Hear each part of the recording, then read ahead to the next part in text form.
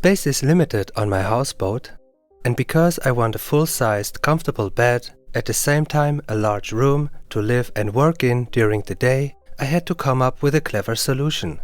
Back in the early 1900s, a guy named Murphy solved a similar problem with his foldable wall bed, which is where I got my inspiration from.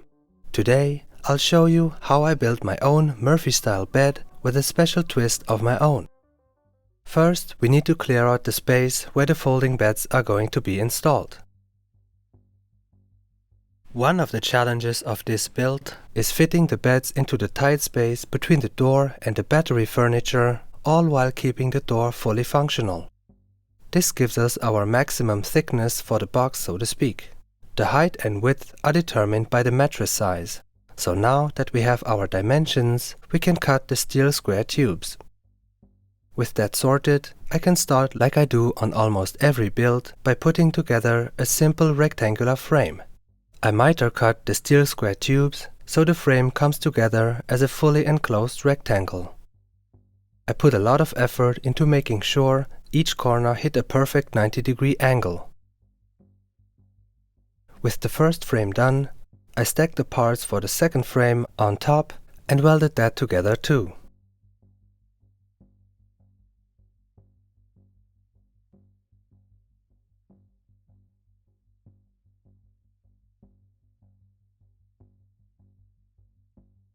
Next, I move on to making the individual bed frames. I have to be really precise here to ensure the moving frames fit snugly inside the main frame. To get that right, I use spacers about 5 mm thick, that's 3/16 of an inch.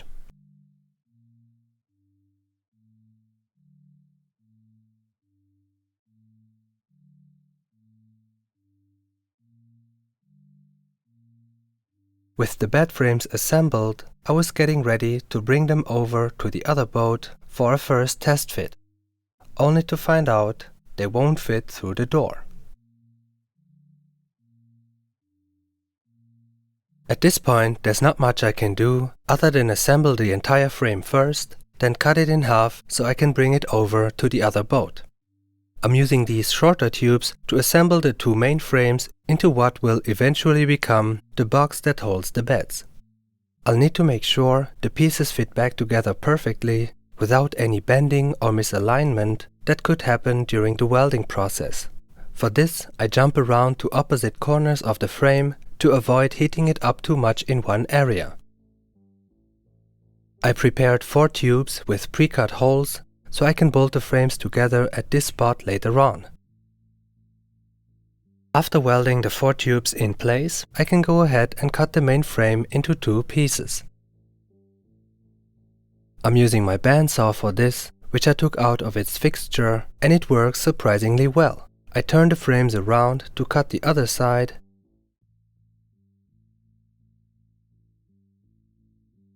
and with that, I can finally bring them over to the other boat and then set them in place for the first time.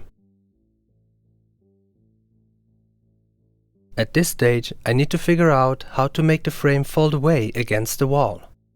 So I got these weldable hinges and I'm going to weld them onto a fairly thick steel plate. I make 2 such plates, one for the top, one for the bottom. These will then be bolted onto the boat's steel frame using a bunch of 8 mm bolts. I cut some threads directly into the steel frame.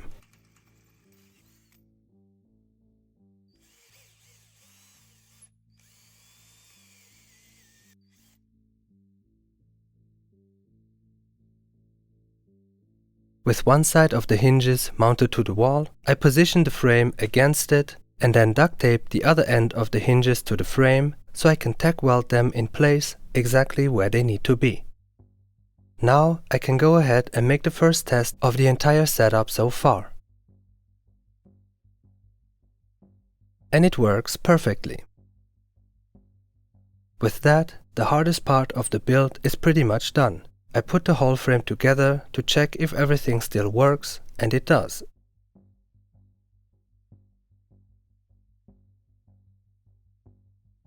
Now it's time to install the individual bed frames.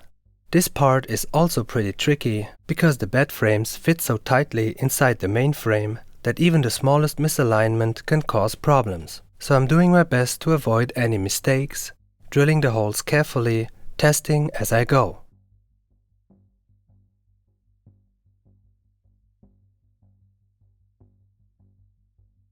I start by drilling smaller holes. This way, if I need to adjust anything later, I can always enlarge them to correct any earlier mistakes. Once I'm satisfied with how the folding beds move up and down, I drill the holes to their final diameter and install the proper sized bolts. And that's about where things stood when I showed you the bed frames in my last video. Next, I added some folding legs to the bed frames.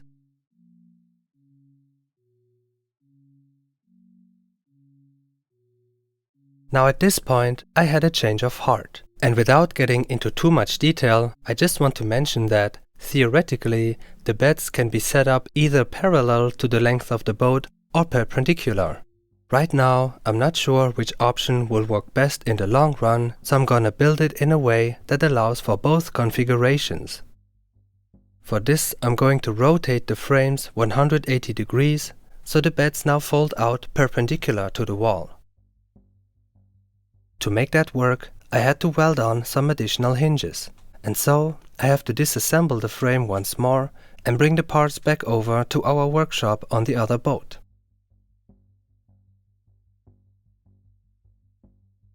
Once the new hinges are welded on, the frame can now be set up in either direction depending on what works best.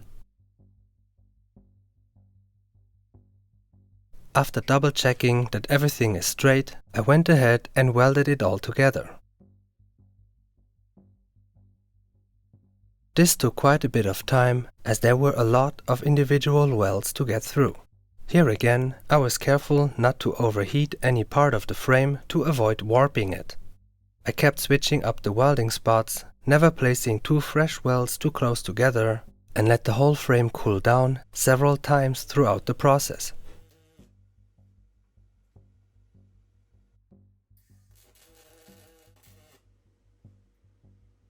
I'm going to use these flat profiles to continue the line that's created by the shorter tubes that connects the two main frames. They'll also serve as supports for the wooden panels later on.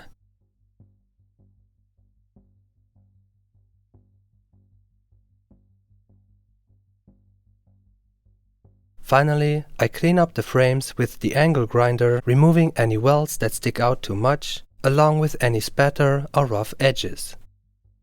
Next, I'm using these thin flat profiles to add additional supports for the wooden paneling. I cut them into short strips and weld them onto the frame at a precise distance from the outer face.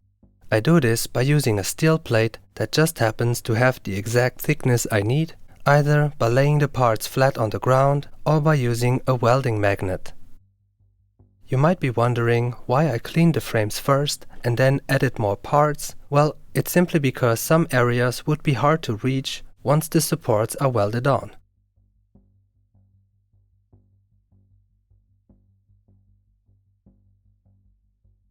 Now that all the welding is finished, I'll do a final cleanup using a 180 grit sanding sponge and some degreasing agent mixed with water.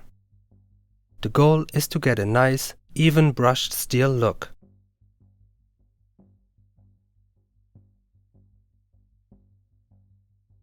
Now I won't go overboard here, just enough to remove any surface rust, welding soot, and other residue.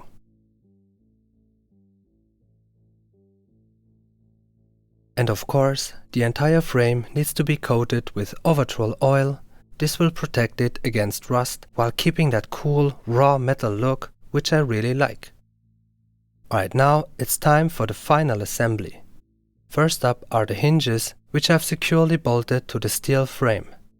Next, I can bring the painted parts over to the main boat. By the way, the two parts of the outer frame are connected by using square pipes that fit perfectly inside the frame's tubing. Along with the 10mm bolts, this restores a lot of the strength that was lost when the frame was cut in half. Here's a part I haven't mentioned before. It's the middle piece that holds the folding bed frames in place. Next, it's time to install the bed frames themselves. And of course the legs for the individual bed frames. Let's take a quick look at the main frame. I just love that raw steel look together with a shiny surface.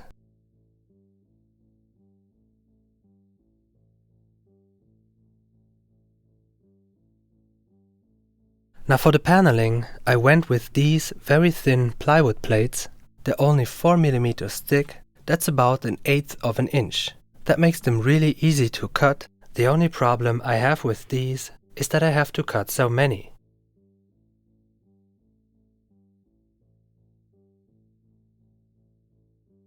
Anyway, once the panels are cut, I sand down the rough edges and round off the corners so they fit neatly around the corner welds.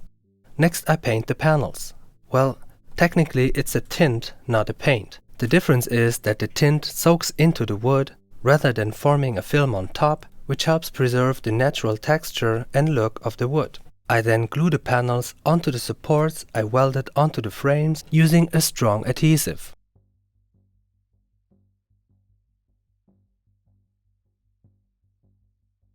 After about a week of working with these thin wooden panels, I can indeed say that they're easy to cut and very lightweight. The downside is that, being so thin, they tend to warp a lot. This makes fitting them into the metal frames much trickier than I expected. You can't really see it in the camera footage, also not when seen in real life from a distance, but when you get up close, there are quite a few spots where I need to improve the way the panels are positioned within the frame. But I'll leave it at that for today's video. At this point, the beds are fully functional. We can sleep in them just fine. The construction turned out to be really solid. There's no rattling or squeaking of any kind. The whole setup feels like one solid piece. As for the folding mechanism, it's not quite as smooth as I want it to be. For one, I still haven't quite figured out the best way to keep the mattresses from sliding down into the back of the frame when the beds are folded up. That's why I'm doing the demo here without the mattresses in place. For another, I need to come up with a clever locking mechanism, something that's safe but still easy to unlock. All these things need careful consideration, which takes time. At this point, the beds work well enough for us, so I'm going to leave them as they are for the time being. I'll be sure to let you know once I come up with some solutions for these issues. Until then, thanks for watching and see you in the next video.